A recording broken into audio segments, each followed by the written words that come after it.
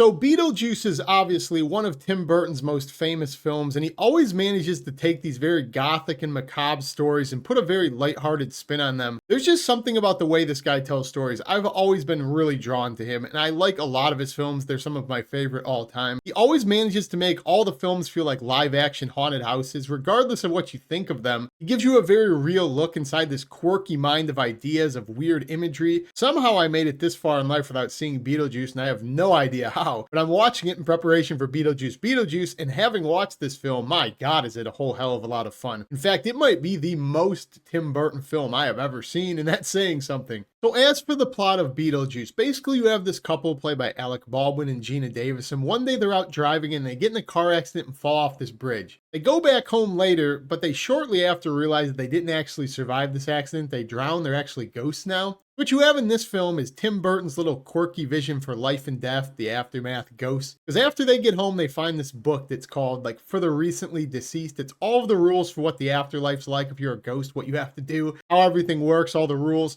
So this couple is stuck in this house. They can't leave. They realize they're ghosts, and they just know they're damned there eternally. Shortly after, this rich, entitled, basically insufferable family moves into their house, and they don't want them there because they don't want to be stuck eternally with this family they cannot stand. They have a daughter, Winona Ryder, who's kind of this gothic, angsty teen. And you have this thing going on where they kind of want to scare this family out of their house and evict them because they want their house back, because they want to be in solitude. They don't want these weird, annoying people living with them anymore. So the couple does some research for their problem, and they hear about this guy called Beetlejuice, who calls himself the bioexorcist. What he's trying to do is just evict living people from spaces for ghosts. If you call his name 3 times, you'll set him free, and he'll come, he'll help you out, he'll get the living gone by scaring them. He's just this insufferable scum of the earth guy. And it's funny because they're in this predicament. They want their house back, they want the living evicted, but they just cannot stand Beetlejuice. Nobody likes this guy. So you find yourself in this weird, very dark comedy from the mind and quirkiness of Tim Burton, where you have this couple of ghosts trying to evict the living with the help of another ghost called a bioexorcist, and I just think the whole thing is a hell of a lot of fun. Something I find really fun about a lot of Tim Burton films, and I think this one is no different, is it feels like a very good gateway horror film, where you can have some young kids watching this, and I think they could get unsettled by some of the imagery and the monsters, but I don't think it's over the top where it would ever scare someone, scar them for life, give them nightmares. I think it's very good introduction. It's important for kids, I think, to have that medium where they can kind of start dipping their toes into horror like I used to.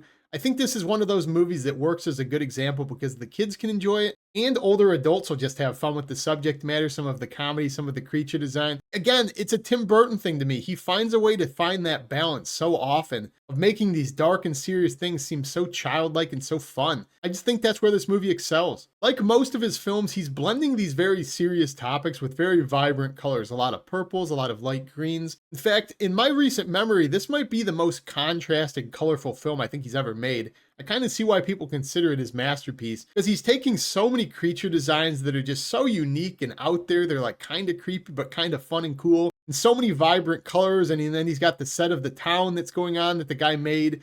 There's just so many elements that are like worlds within worlds. This movie is so layered. The world building of this film is just absolutely phenomenal, I believe. Like a lot of his films, he's going for a very vibrant and cartoony musical overtone to everything he's doing, produced by Danny Elfman. If you've ever seen Nightmare Before Christmas, Corpse Bride, any of his other stuff, he's doing the same thing here. And it makes his worlds really pop. It gives them a very cartoony feel, even though they are very serious. And that's what I just mentioned. The world building in this film is just so good. You have the world of the ghost, you have reality, you have Beetlejuice's little world.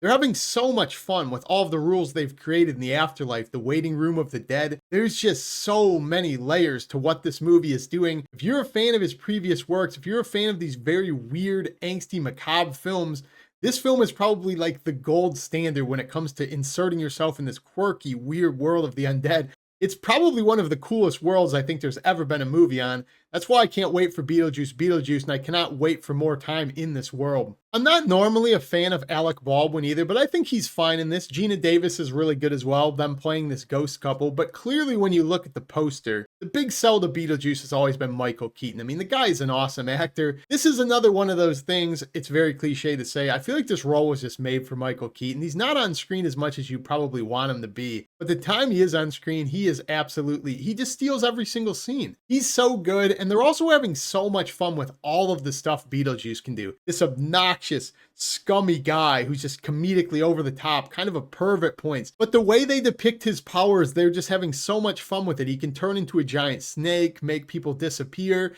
has spikes growing out of him. Basically anything your childish mind can imagine. Anything you can see in The Nightmare Before Christmas, anything you can imagine when you go, I wonder what it was like if a creature did that. He does it at some point. He's basically just everything in this film. So for somebody like me who's really into that stuff, that very weird stuff, it gives you basically everything you want in the movie. I also already mentioned that this is a very dark comedy with Tim Burton's sense of humor. So if you're not into his sense of humor, the jokes probably won't land. But there were a couple of times in this film, maybe 2 or 3 times I did laugh out loud. I thought the jokes were actually pretty creative and funny. So it's not the worst of the worst when it comes to his humor, but be warned, it is very heavily comedic with his style if that's something you're not into. Really the only glaring negative I have to this film, and it's funny because I think a lot of people won't even find this to be a negative, is very dated special effects and CGI at points where you have the sandworm and some other CG that just looks really bad for the 80s. But maybe that adds to the campiness. Maybe that makes his little quirky imaginations feel more vibrant and childish. I don't know. I'd be interested to hear. So I think that's probably the most glaring negative and didn't age well. But even that is easily overlooked because the creativity on some of these monster designs, some of these visuals is just so good. So overall, guys, I have no idea how it took me so long to watch this because it's right in my alley for a film I would have watched annually growing up. It's got good acting, it's got great visuals, a ton of creativity and world building, an awesome score. Michael Keaton's great. I cannot wait to buy Beetlejuice on Blu-ray. So I'm assuming most of you guys have seen this already. If you have, comment down below. Let me know what you think of it, or let me know what your favorite Tim Burton film is. If you haven't subscribed already, what are you waiting for? But that's all I got in this video. Peace.